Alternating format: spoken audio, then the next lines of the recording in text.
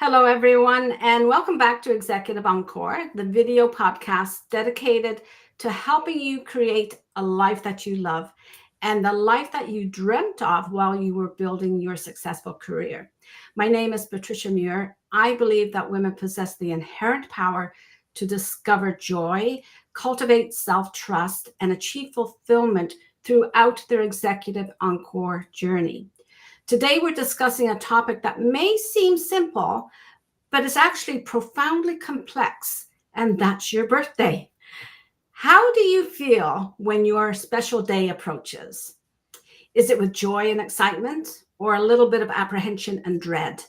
Our guest today will help us reclaim our birthdays as powerful moments of self-celebration and growth. I'm excited to introduce you to Tamar Hurwitz-Fleming. Tamar is an award-winning author, a birthday aficionado, and the brilliant author behind the book, How to Have a Happy Birthday. Growing up, Tamar had happy, sad, and terrible birthdays until she realized that having a fulfilling birthday was entirely up to her. Now she inspires others like you and me to use our birthdays as a catalyst for self-love and joy. Her story is a powerful reminder that celebrating ourselves is not luxury.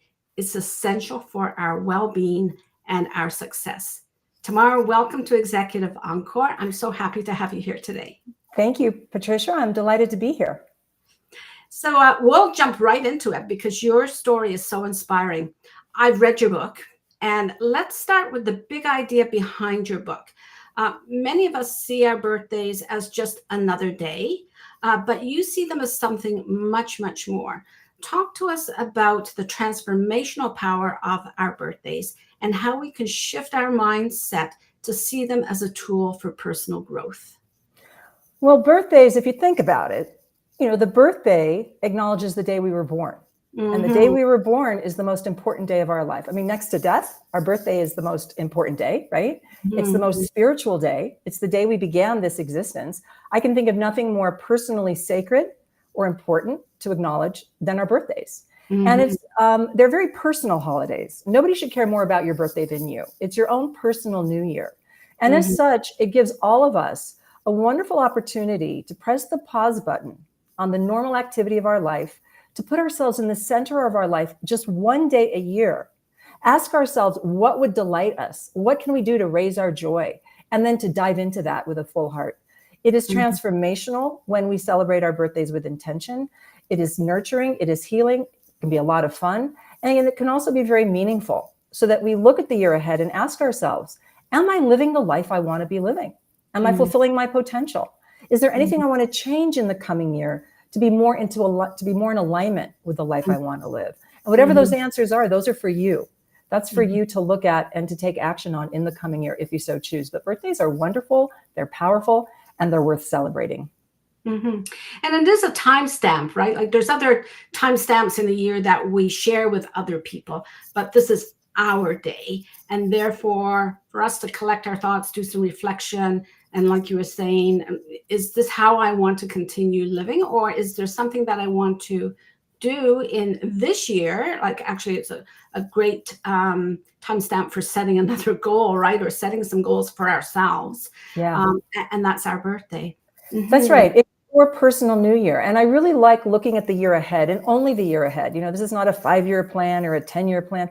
It's just what adjustments can I make in the coming year? And I don't even want to look at it like, on January 1st, we all have New Year's resolutions, like I'm going to go to the gym, and then that fizzles out really fast. I'm not talking about that. I'm talking about the deeper stuff. I'm talking about the stuff that will bring more fulfillment to your life. I heard a recent podcast of yours about a woman around time and time management. And her advice was to focus on what brings you joy, to help stretch time and make your time more meaningful during the life that you have. I love that. And your birthday, I want your birthday to be that for you as well. How can I use my time in the coming year to manifest the life and my potential and the joy that I know I'm capable of, but I haven't quite committed to in the same way as I would like to. So I think a birthday can really be a good launching pad for that every year.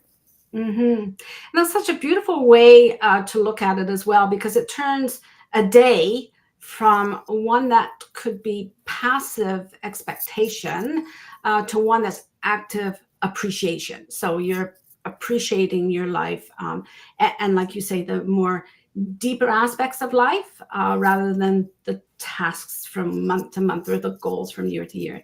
So I really love that. It really does put the power back in your hands. Now, I know many women listening might be thinking, that sounds great, but birthdays are always a letdown. I think we've all experienced some kind of letdown, probably because we've got expectations otherwise. You call this the birthday joy sabotage. It's something that many of us do experience, whether it's due to external pressure, perhaps, or our own internal critic.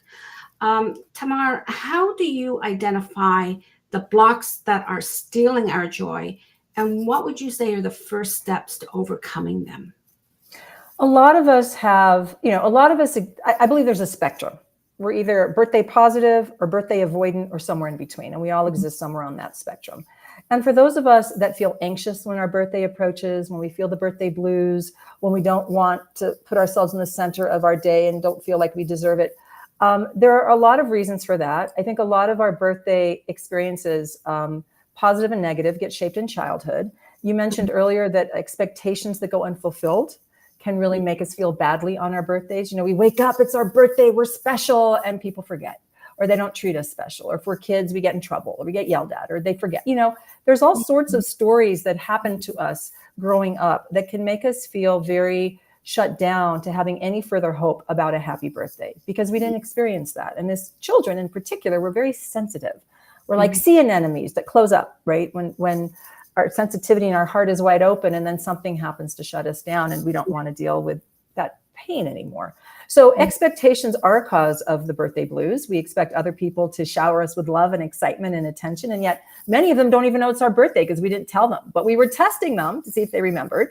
And they didn't. And so we were validated in see, my birthday doesn't matter. So birthday sabotage is a subconscious thing. It's not something we actively do.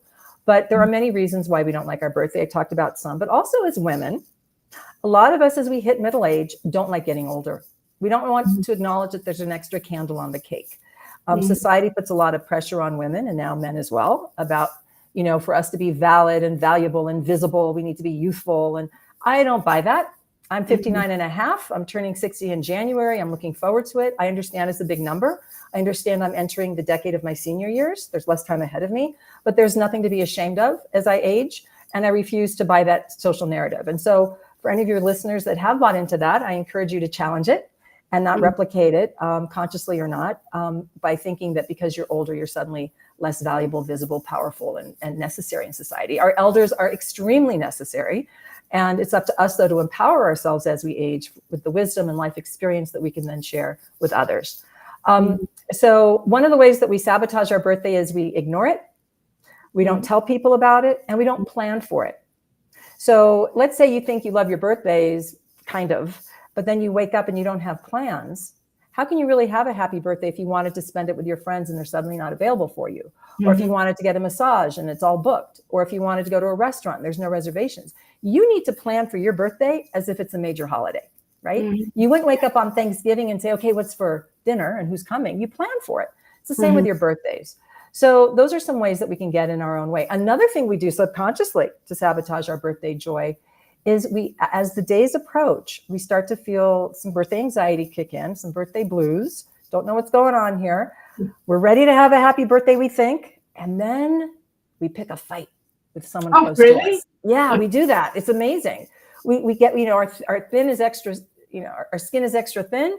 And let's say our partner says something to us that we don't like. They say that anyway, every other day of the year, but the day before your birthday, you might be like, wait, I'm not letting that go. I need to talk about this. I need to dive into this. When really, as your birthday is approaching, let that stuff go. Save it for later. Don't, let your energy rise and be uplifted as your birthday approaches. Don't bring it down with a fight that you're suddenly invested in, right? There's all sorts of subtle ways that we get in our own way of our birthday joy. And I'm here to say we can change that. It just takes some awareness to say, hey, my birthday's coming. It's sacred.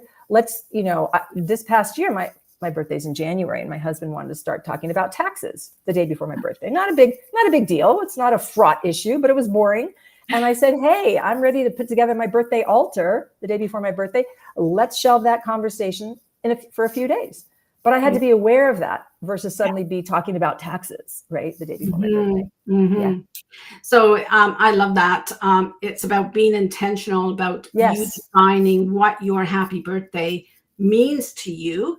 And it might be very different as we add another year, like each year is a little different. Like when we were little, we would have expectations that our parents or someone in our life would throw us a party. I guess when we're in our teens, our friends throw us parties and things like that. So this is the time, I think, is to give ourselves permission to celebrate on our own terms, right? And that's incredibly empowering.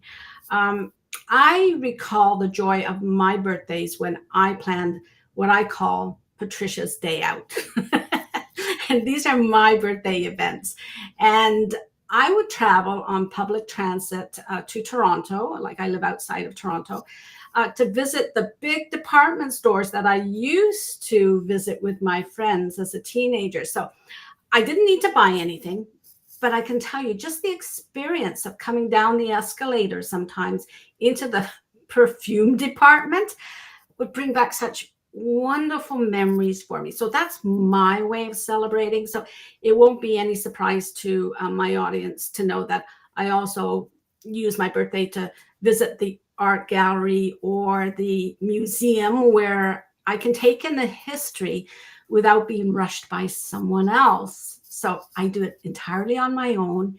And those celebrations are on my terms, and they were indeed so empowering and inspiring. Yeah. Thank you for sharing. That's a wonderful example of how you've created a happy birthday for yourself, doing things that bring you joy on your own time frame. You're not worried about what other people need or think. That's wonderful. And the point here is you figured out what worked for you. And we all have a birthday recipe for ourselves, and it can change from year to year in terms of what we want to do. But what I really invite people to do is to start planning 4 to 6 weeks before your birthday and ask yourself, what do I want to do? What would bring me delight? Take the day off work. Take the day off your normal responsibilities. Make it a major holiday, which it is, and then plan for it so that you can do what you want. It's not about people pleasing and thinking about what other people want for you. It's what you want for you. And some of us don't even know which is what we want to do for ourselves, which is why birthdays are a wonderful opportunity for us to ask ourselves, wait, what do I want to do for myself? Just one day a year. Start there. Yeah, that's so important. That is an experience on its own for you to ask, like, what do I want? Because each year it can change, right? Yeah, You might want a big party. So yeah, you may want to start planning a little sooner and get people engaged to help you. At this time, I also want to share with our audience one of the chapters in your book that really resonated with me. And that is the importance of celebrating the birthday of a loved one who's no longer with us. I was particularly moved by that chapter about intentionally celebrating my mother's birthday this year, okay? Connecting with her by a simple ritual that honored her life, because of course it's a life to be, all our lives are to be honored. And it was in such a profound way. Interestingly, we celebrate the birthdays of historical figures with national holidays. So I wanted to celebrate my mom's birthday in the same way. Now, it was a private way that I did it, but you talk about having some nice rituals for celebrating birthdays. And I found that chapter so empowering for me. And not just to appreciate her life, but appreciate the life she gave me, right? Yeah. So why not honor those who are special to us and give them a celebration as well? So yeah, and thank you for bringing that up. I actually get very emotional when I think about celebrating. My parents, they are no longer alive, but when it's their birthday, I feel their spirit so strongly, and I feel like it's a gift because I know their spirit's with me whenever I want to conjure their spirit. But on their birthday and on my birthday, I feel them both very strongly. And it is such a delight and such a gift. And the way I feel their spirit is I feel the joy. I feel the joy of their spirit present on their birthdays and on mine. Yes. And with a little more attention and focus, we can magnify that energy. We can tune into it, and it's there for us. And so birthdays can be a spiritual portal in that way. Thank you for bringing that up. So let's touch on that subject that's closely tied to birthdays. You've brought it up already, especially for women as we age. As you said, society often sends us negative messages about getting older. And so therefore, we will not acknowledge our birthdays sometimes, or feel very uncomfortable when someone else acknowledges our birthday. But in your work, you talk about embracing aging as a privilege. How can we reframe our perspective and learn to celebrate each new year with the gratitude that you've spoken about and the excitement that comes along with that, rather than fear? Thank you for this question also. So as you just said, aging is a privilege. We all know people that didn't make it to our age. And if they did, would we judge them, for having gray hair and wrinkles and sagging skin? No, we would be delighted that they were still here with us in their life, right? And so let's just turn that around and think about that for a moment. And so if we wouldn't judge them, why are we judging ourselves? Yeah. Also, one of the ways that I approach my own aging, because I am aging, my hair is changing, my skin is changing, my body's changing. The issue that I'm finding for myself is that I'm not recognizing the person who's showing up in the mirror, because she's showing up rather quickly now. I recognize myself from my younger years because I look pretty much the same. But as I'm aging and as things about me change quicker, I have to get used to this new reflection that shows up every morning, right? A new person. Yeah. A new person. And so I don't recognize her. Like, who are you? Oh, you're the older version of me. Well, I have some choices. I can confront her. I can criticize her. I can judge her. I can not want to look at her, or I can say, welcome. Who are you? I can turn up the curiosity. I have curiosity about what I'm going to look like as an 80-year-old woman if I make it that far. There's no guarantee any of us are going to make it that far. But will I have a full white head of hair? Will I have a full face of wrinkles like Georgia O'Keeffe? I'm really interested in terms of what I'm going to turn into and look like. So I think curiosity and acceptance. My definition of self is not limited to how I look, right? I don't, if you think about it, we don't really look at ourselves a whole bunch. I mean, unless you're staring at yourself in the mirror 24 hours a day, it's not like that. I feel myself from the inside. My energy from the inside informs how I feel about myself far more than the reflection in the mirror. So I just had to turn that thinking around so that I wasn't buying into this social narrative that you have to look young, right? And don't look old if you're going to maintain your power and your worth. A long time ago, I realized nobody gets to define my worth. Nobody but me. Nobody. And if you have thoughts about me as I age, those are your thoughts. They have nothing to do with me. Your thoughts about me as I age are none of my business, right? It's all dependent on me and how I view myself, how I feel about myself, and how I walk through the world with my curiosity and my flexibility about my self-image. So that's what I do to maintain a healthy perspective to aging. And the problem with aging, and I will say this, age changes us. And I will call this a problem because I'm experiencing it. Our body changes and suddenly aches and pains show up. Suddenly my bones are weak, right? I mean, there's real stuff about aging that I'm not going to gloss over or celebrate. I actually don't like that part about aging, but it's just part of the journey. I was born in 1966. I am driving a 1966 vehicle until the day I die, right? So it's safe to imagine a 1966 vehicle in this year would have some knocks and dings going on. But it's up to me to care for my vehicle and take care of my health to the best that I can so I can enjoy the rest of the years that I have. So those are the kind of thoughts that I think about when it comes to aging. But I will say this, as women, we either perpetuate the social narrative or we don't. Anytime we self-deprecate about our age, put ourselves down for being older, we are unwittingly promoting the narrative that aging is bad. And it's up to us to stop that. And if you can't celebrate the fact that you're getting older, that's fine. But stop making jokes about it and stop putting yourself down for it, or anyone else for that matter. I totally agree with that. It's internalizing all the negativity that comes from messages from society, and it's internalizing ageism. Yeah. And so, I agree with that. I often, even talking about aches and pains, I encourage some of my friends about that should not be the primary conversation that we have. It is interesting though. I find that as I get older, I'm actually interested in your aches and pains. Are you? Funny. Yeah, as a kid, I'm like, oh, enough, and I'd hear the older people talk about it. But now I'm like, oh, what medicines are you taking? I actually am interested. No, I don't want to go there. I can just imagine people sitting there, You've got a pink one and a blue one. Can I try the blue one? No. Or what body function is not working? The only time I want to have aches and pains is when I've really worked out, like going on a bike or something like that. And then the next day, someone will ask me and I say, yeah, I've got that ache, but I know where I got it from. So I'm happy with that. It means I'm alive, right? I'm not creaking, I'm alive. So that's right. Each year, it's another chapter. And I love what you said about our energy is from within, like inside. So if we focus on that more so about that's how we feel. Like I remember, again, my dad saying to me about age, your body is this age, but your mind is still 18 years old. The way you think about yourself is still 18 years old. And that's why some of these things can be disappointing for us if we're not able to move like we're 18.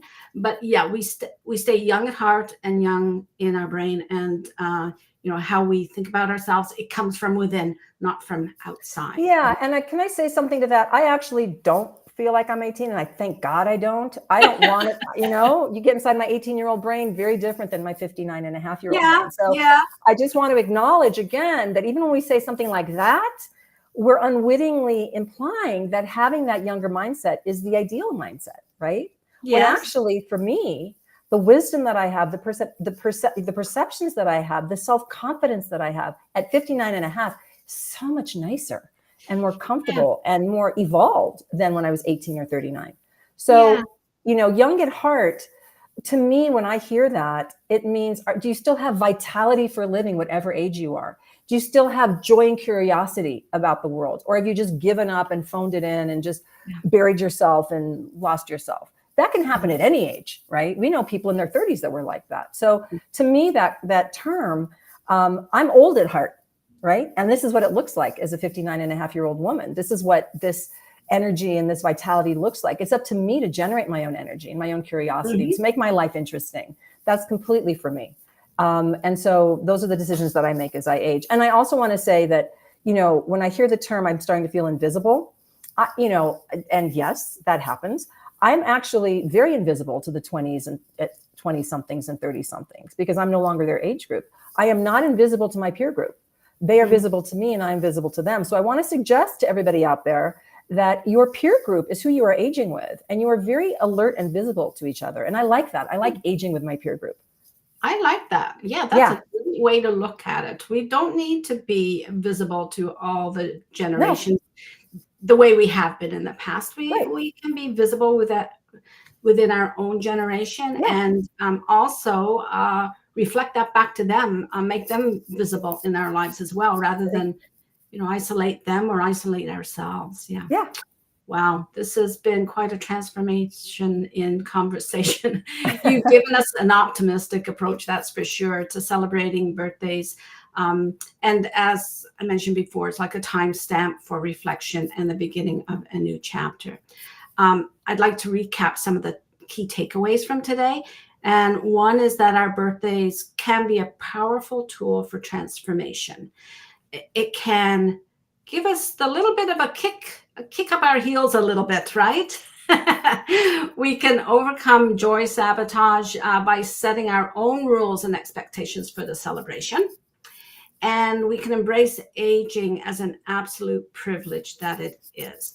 So Tamar, thank you very much for sharing your wisdom. And going back to what you're saying about youthful heart, youthful brain, that wisdom becomes part of us as well. So actually, I don't know what you'd say. We have an elevated brain or wisdom, whatever. So it elevates our wisdom in life. And such wonderful energy with us today. Thank you.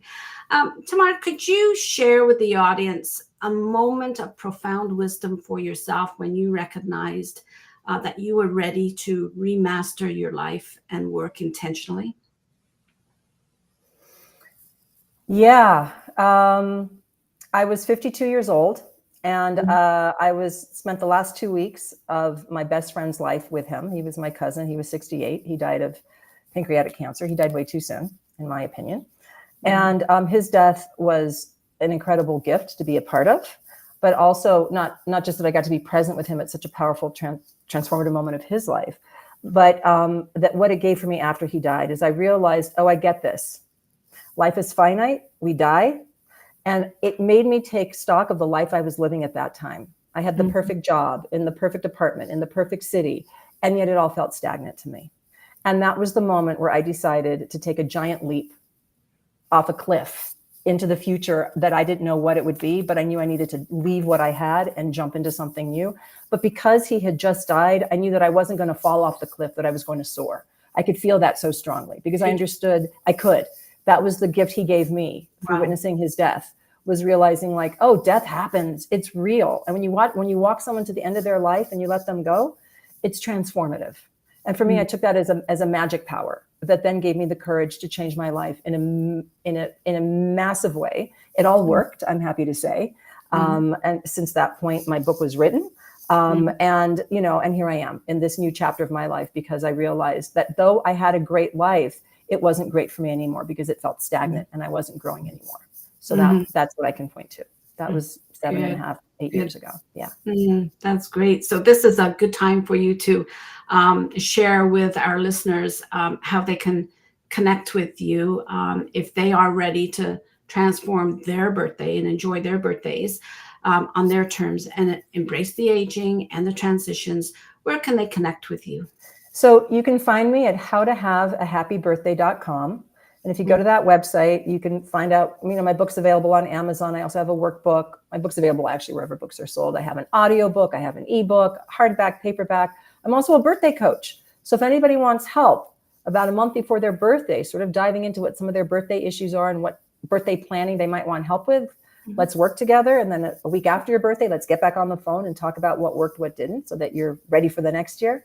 But howtohaveahappybirthday.com is where you can find me and get in touch with me on my social media and all of that. And also, if you want to buy the book and the workbook as a birthday present, it makes a great birthday present, but give it 4 to 6 weeks before somebody's birthday so they have time to read it and then put it to work for their upcoming birthday. That's the best time to gift it if you're going to do that.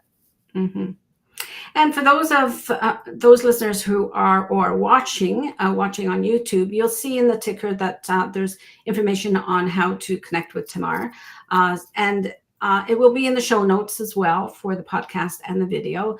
But I just wanted Tamar to give her the opportunity to speak about her book, the fact that there's a workbook, and that great advice. Like if you're giving it as a gift, don't give it to them on their birthday. Give it to them 6 weeks before. Yeah, that's wonderful. Okay, so you've given us some great wisdom, and from your experience, a new way of looking at our birthdays. So I'd ask our listeners that if this resonated with you, please subscribe to Executive Encore on wherever you listen to your podcasts and on YouTube. I'd be grateful if you could leave a review, as it helps for other women to find our community. For more resources and to join the conversation, visit my website, patriciamuir.com, and follow me on YouTube and on LinkedIn. Contact me by email for more information about joining the Executive Encore Network for Women. This is a membership and a community of women who are proving every day that their next chapters are yet to be written. And please add your comments to YouTube. Tamar and I will be very happy to respond to any questions you have and get into the conversation with you. Okay, so subscribe to the Sunday Encore newsletter today. I'll tell you the reason why. You'll see the code up in the corner there, where the Q code, where you can sign up. The reason why it's important is this is where you'll read more and get to know more about Tamar's work, because Tamar will be featured in this week's weekly blog and the published newsletter this Sunday, September 28th. So if you're not on the newsletter, you won't hear about the special offer that Tamar is offering to subscribers and members. You'll also, when you subscribe, you'll see a page where other podcast guests have provided their offers as well. So I'd encourage you to do that. All links will be in the show notes as usual. Remember, this is where your Executive Encore begins. This is where you start to live, work, and lead differently with a healthy mindset and self-trust. And this week, I'm adding this one. I encourage you to celebrate your birthdays as an act of self-care and self-appreciation. Don't sabotage the joy of that special day that is all yours. So until next time, take care of yourself, do what's best for you, and don't jeopardize what you've built for yourself. Bye-bye.